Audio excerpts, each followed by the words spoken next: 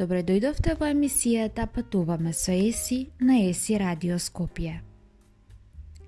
Земјата на замоците, вафлите и стриповите. Земја со прекрасни туристички атракции, но и да не заборавиме многу вкусна храна. Сместена помеѓу Германија, Холандија и Франција, Белгија има еден од највисоките животни стандарди. Белгија е навистина фасцинантна. Официјалното име на оваа држава е Белгија. Главен град е Брисел, а површината е околу 11.672 квадратни милји. Тоа е околу 30.230 квадратни километри. Населението е 10.431.477. А постојат три главни географски региони: крајбрежната рамнина, централното плато и висорамнините Ардени. Во внатрешноста до реката Меус, земјата е рамна со многу канали и насипи кои што ја штитат од морето. Тука може да се најдат и долини и пештери, но и мали клисори.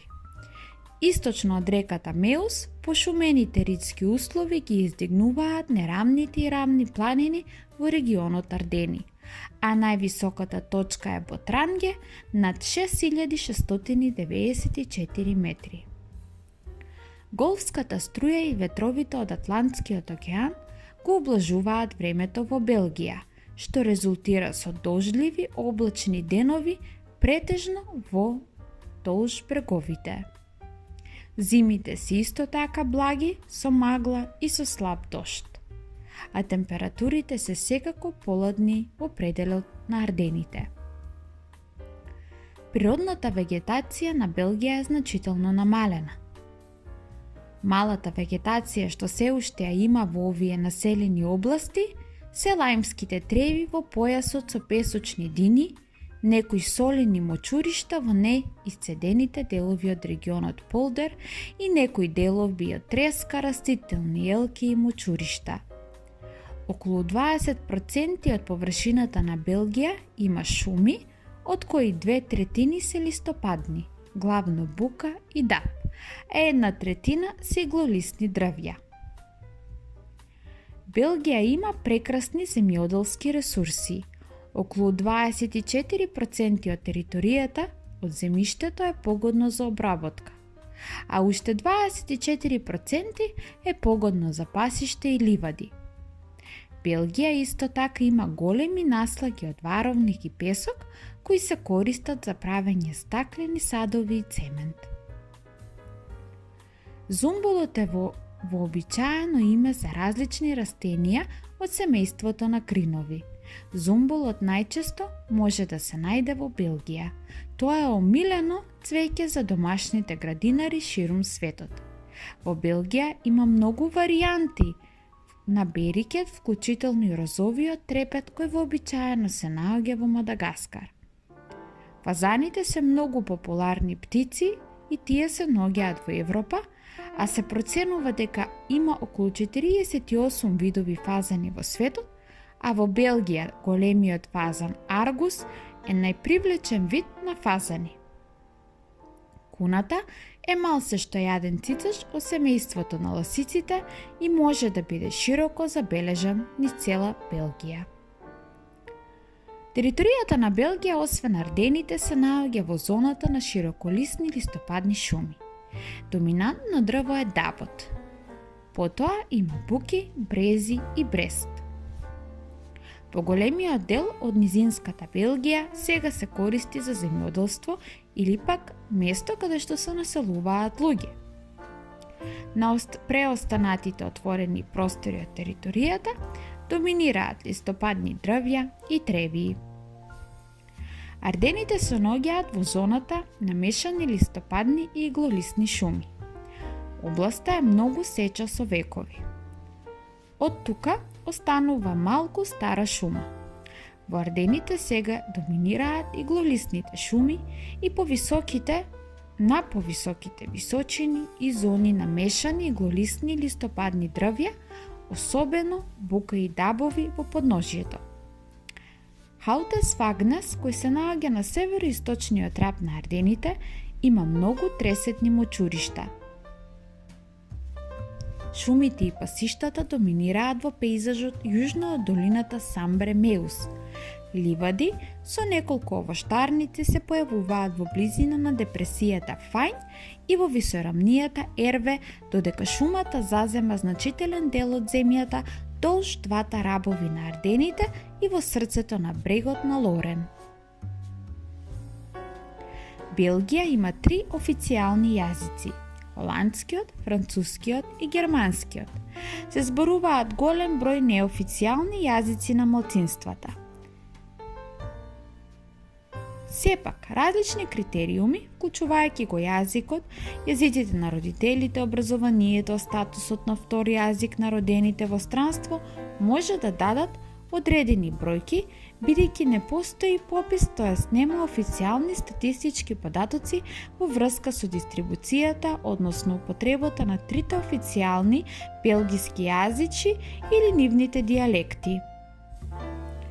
Белгиците кои зборуваат француски често се нарекуваат валонци, иако француските говорници во Брисел не се валонци. Се проценува дека 60% од белгиското население говори мајчин јазик на холандски, често се нарекува фламански јазик. Се проценува дека вкупниот број на мајчин холандски говорители е околу 6,23 милиони. Концентрирани во регионот на Северна Фландрија, додека мајчин француски говорители брои 3,32 милиони жители во Валонија и околу 870.000 или 85% во официјално двојазичниот регион Брисел Капитал. Заедницата што зборува германски е составена од 73.000 луѓе во источниот дел на Валонскиот регион. Околу 10.000 германски, 60.000 белгиски државјани го зборуваат германскиот јазик. И белгискиот холандски и белгискиот француски имаат мали разлики во вокабуларот и семантичките нијанси од сортите што се зборуваат соодветно во Холандија и Франција. Многу фламанци се уште зборуваат дијалекти на холандски во нивната локална средина.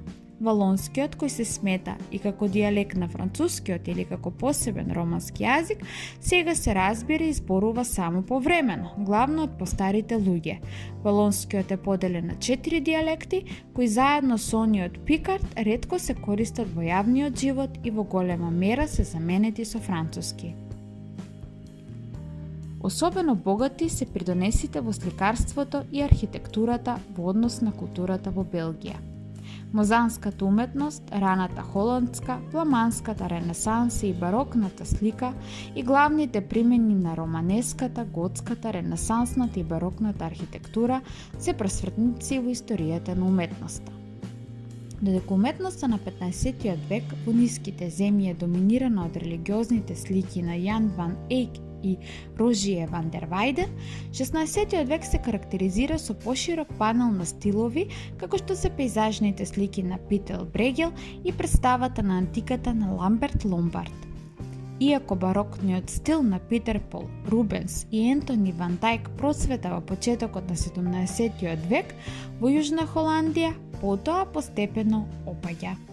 Во текот на 19 и 20 век се појавиле многу оригинални романтични, експресионистички, надреалистички белгиски сликари, вклучувајќи ги Джеймс Енсор и други уметници кои припаѓаат на групата Лекс 20, Констант Пермеке, Пол Делво и Рене Магрит.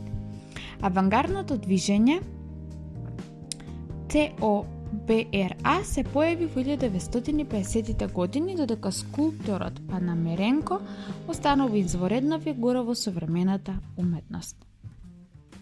Мултидисциплинарните уметници Јан Фабре, Вим Делвоје и сликарот Лук Тујмас се други меѓународни познати личности на современата уметничка сцена.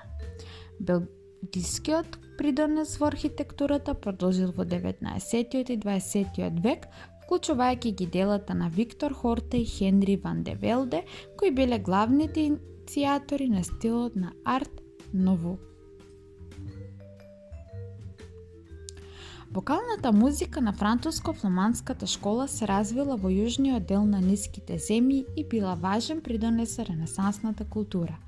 Во 19. и 20. век се појавија големи виолинисти како што се Анри Викстем, Ежени Сај и Артур Грумио, додека Адолф Сакс кој измислил саксофонот во 1846 година.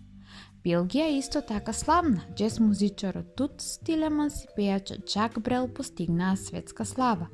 Пејачот Стромаe Денобиве е музичко откровение во Европа и пошироко постигнува огромен успех. Од Белгија потекнуваат многу познати автори, вклучувајќи ги поетите Емил Верхарен, Гвидо Гезел, Роберт Гофин и романсиерите Хендрик Совеста, Стин Стервелс, Жорж Симеон, Сузар Лилар, Хуго Клаус и Амели Нотом. Поетот и драматург Морис Метерлинг ја доби Нобеловата награда за литература во 1911 година. Авантурите на Тинтин од Хершен е познат од француско-белгиските стрипови, но и има многу други големи автори, вклучувајќи ги Пео, Штромфовите, Андре Франклин, Гастон Лагафе, Дупа Кјубитос, Морис Лаки Лук, Ламбил Лестингс Блойс, Едгар По Джейкобс и Вили Вандерстин ја донесоа светската слава на белгиската индустрија за цртани стрипови. Дополнително познатата криминалистичка авторка Агата Кристи го создаде ликот Херкул Пуаро, белгиски детектив кој служише како протагонист во голем број нејзини познати мистериозни романи.